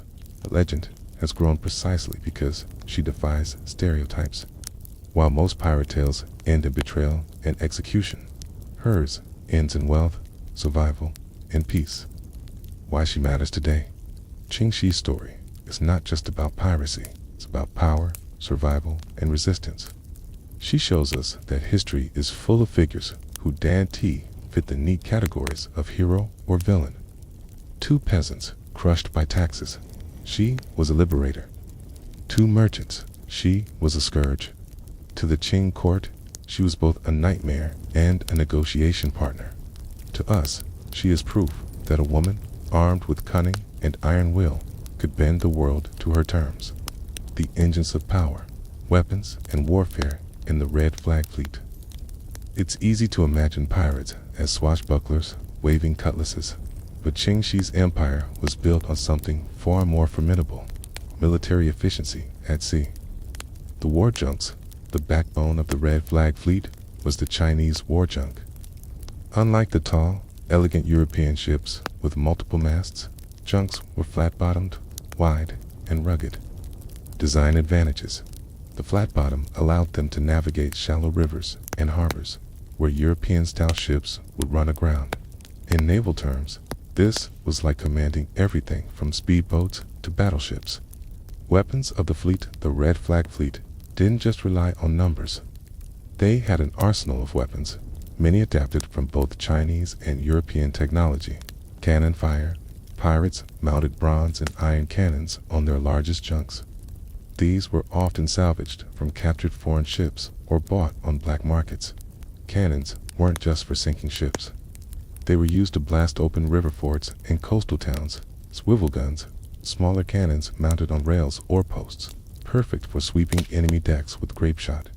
Qing Shi's brilliance was not just in weapons, but in organization. Ambush and encirclement: pirates knew the coastline intimately. They often lay in wait behind islands or in estuaries, then swept in to surround unsuspecting merchant convoys. Smaller junks would harry the target, while larger war junks closed in for the kill. Use of the environment. The Pearl River Delta is a labyrinth of rivers, sandbars, and mangrove swamps. Government fleets, unfamiliar with the terrain, would become stuck or stranded, easy prey for pirates. Captured ships were either added to the fleet or stripped for supplies and burned, sending a message to others.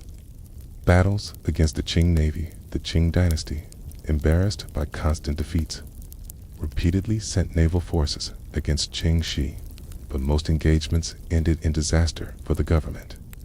Poor training. Qing sailors were often conscripts with little experience. Corruption. Funds for ship maintenance were frequently stolen, leaving naval vessels under-equipped. Morale. Many sailors defected to the pirates, preferring their pay and protection under Qing Shi's code. Imagine a harbor suddenly filling with hundreds of ships, their sails blotting out the horizon. That was the Red Flag Fleet when it gathered. To outsiders, it looked like chaos. Men shouting, weapons clanging, children darting between barrels of gunpowder. But under Qing Shi's rule, it was surprisingly ordered. Population estimates suggest as many as 50,000 to 70,000 pirates. Not just fighters, but cooks, traders, wives, children, and craftsmen. Economy. It wasn't just theft. Pirates ran their own markets, selling stolen goods, trading salt and rice, and repairing ships. Not every pirate lived by the sword. Life on the fleet required specialists, sailors, and fighters. The backbone of the fleet, trained in rowing, sailing, and combat. Navigators, experts in the tides, winds, and hidden river channels of southern China. Their knowledge was priceless. Quartermasters, responsible for rationing food, gunpowder, and loot. Cooks, feeding thousands at sea was no small feat. Rice, dried fish, and stolen livestock were staples. Craftsmen, blacksmiths, carpenters, and sailmakers kept ships battle-ready. Pirates gambled, told stories, and sometimes performed opera or music on deck. Night lookouts stood guard for enemies and rivals alike. Prowled the waters, though harsh. This life was often better than life ashore for peasants. Pirates ate better, earned more, and had a sense of belonging in Qing Shi's world. Love, family, and betrayal, contrary to the image of pirates as lonely rogues. Many had families aboard. Marriages. Qing Shi allowed pirates to marry captured women, provided they treated them respectfully. Some unions were forced, others blossomed into real partnerships. Children, raised on the junks, many grew up to become pirates themselves. A generation was born under the red flag. Loyalties, love, and betrayal were constant themes. Some pirates defected to rivals, others betrayed commanders for wealth or revenge. Qing Shi's iron code meant betrayal rarely ended well. The fear of punishment.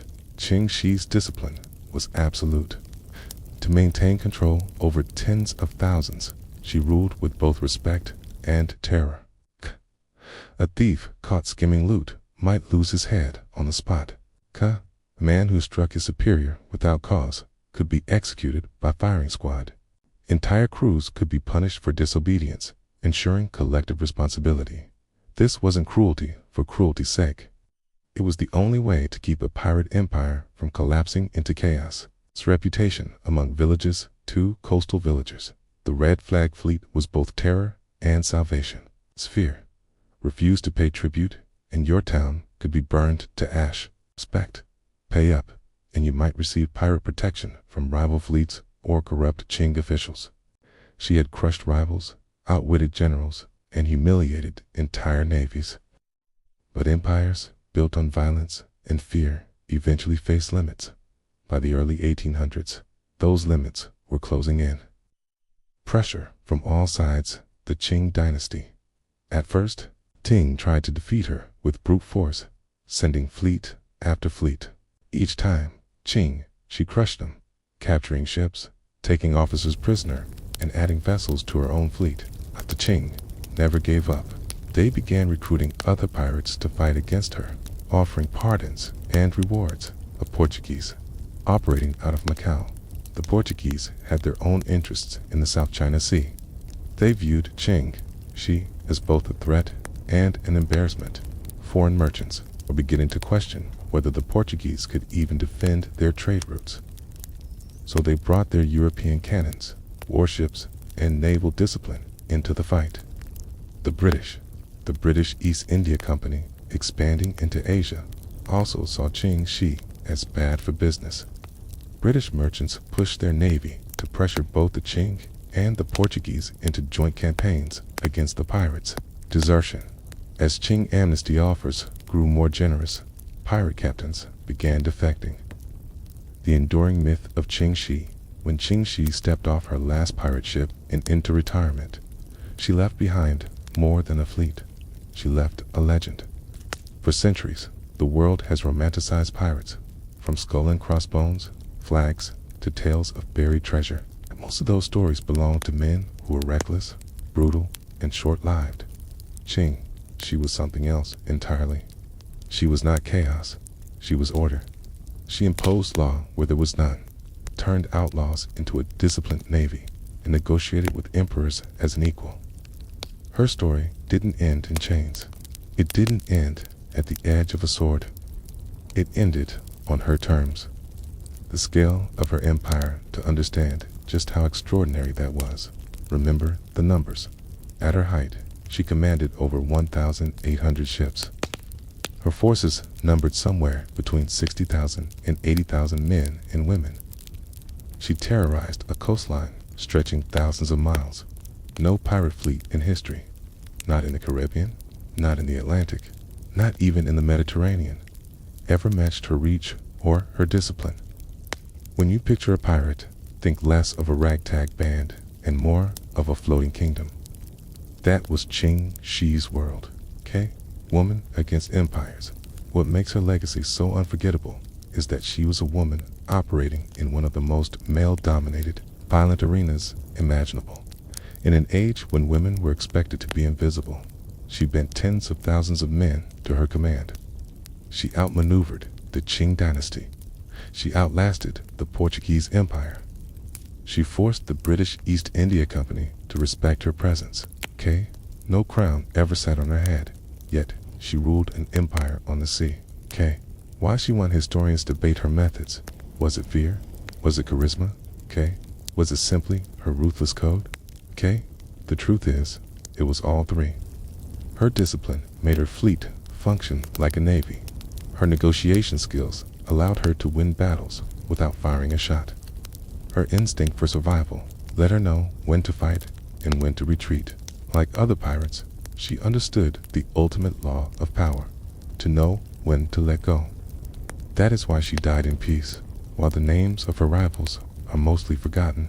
Closing reflection. By the time Qing Shi died in 1844, the world was changing. Steamships were replacing sails. The Qing dynasty itself was crumbling, soon to face the Opium Wars. The golden age of piracy was fading into myth, but her story survived.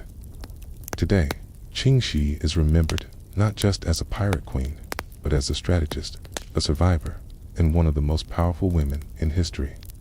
She remains proof that leadership can rise from the most unlikely places: a brothel, a battlefield, ship rocking on the South China Sea.